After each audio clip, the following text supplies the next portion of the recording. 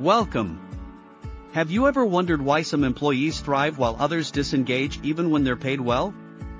The answer often lies in a theory developed over 80 years ago that still shapes how we think about human motivation today. It's called Maslow's Hierarchy of Needs. Meet Callum Radio. Subscribe, share, and enable notifications. Abraham Maslow was an American psychologist who introduced this theory in his 1943 paper A Theory of Human Motivation and expanded it in his 1954 book Motivation and Personality. His central idea: human beings are driven by a layered set of innate needs, and lower needs must generally be satisfied before higher ones take over. Maslow organized human needs into 5 tiers, typically shown as a pyramid. At the base sit our most essential survival needs.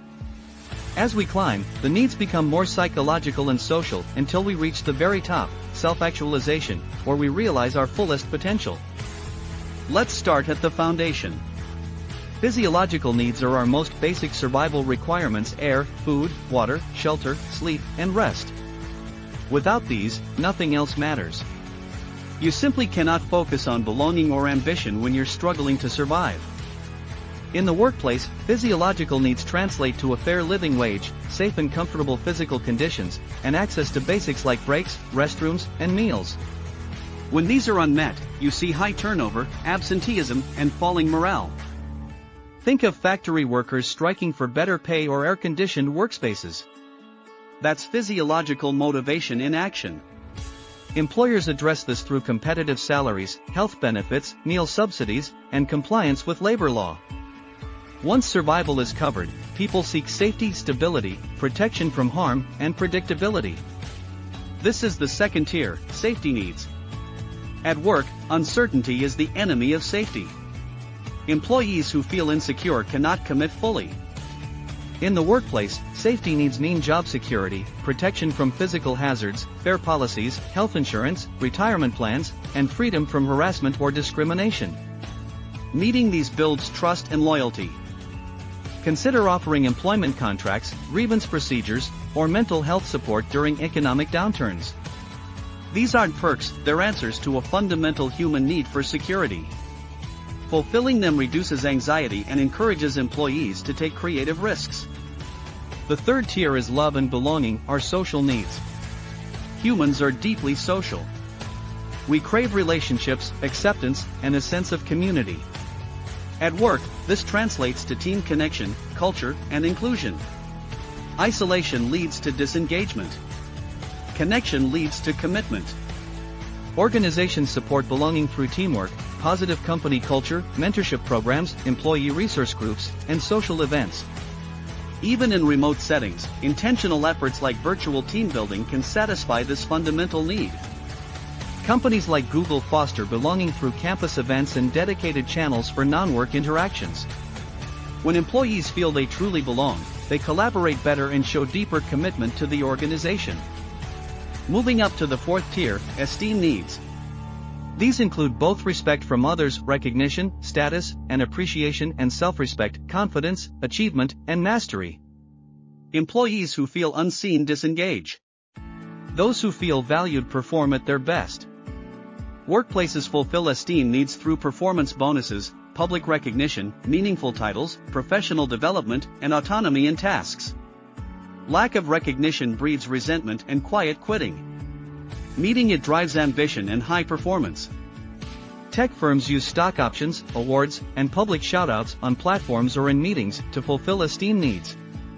Even a sincere, specific compliment from a manager carries enormous motivational power. And finally, the pinnacle of Maslow's pyramid, self-actualization. This is about realizing your fullest potential. Creativity, purpose, mastery, problem-solving, and personal growth. Employees at this level are intrinsically motivated, highly creative, and deeply resilient. They go beyond their job description because the work itself is fulfilling.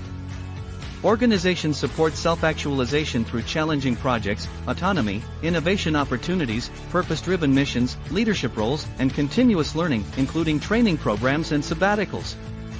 This is the level where employees truly thrive.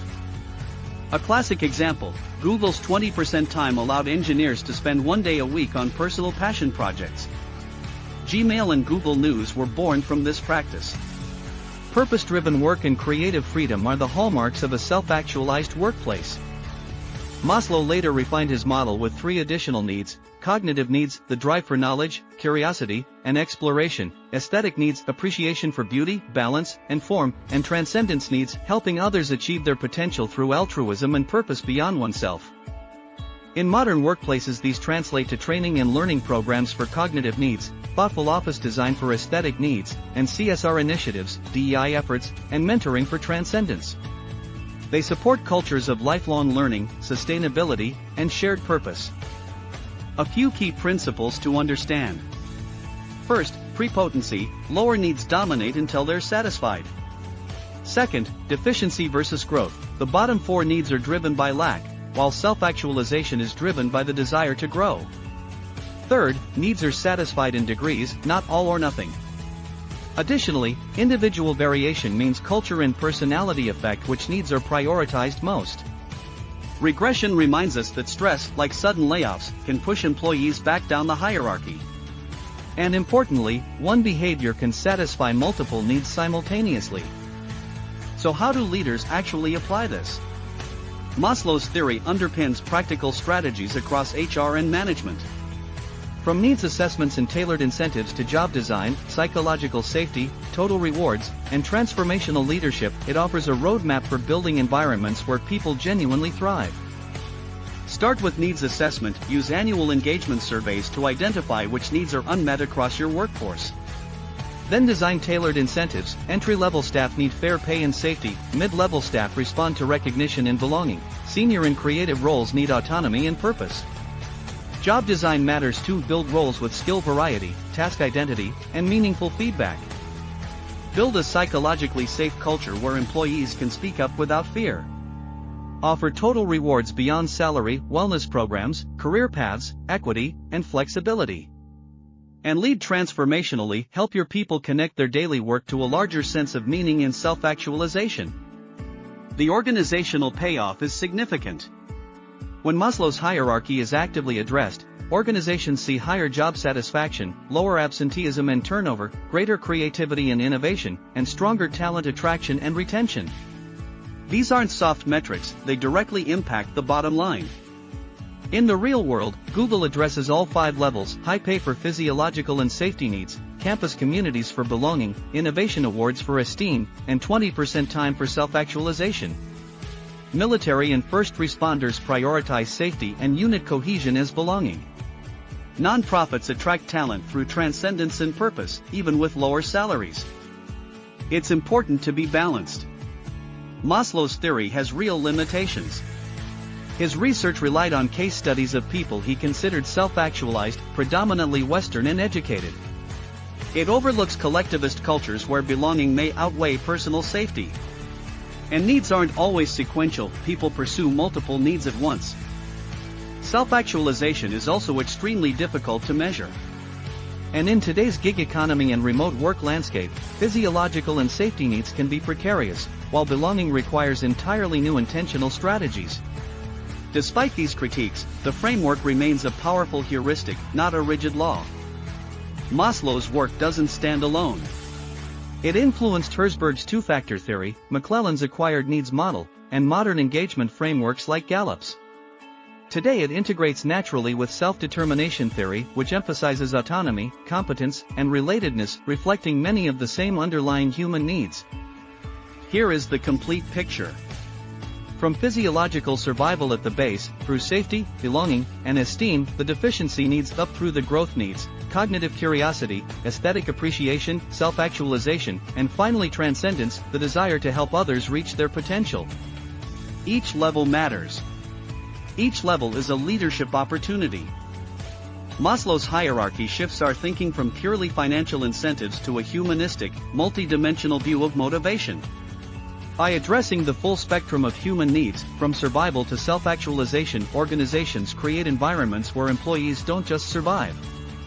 They thrive. And that sustainable human flourishing is where lasting competitive advantage begins.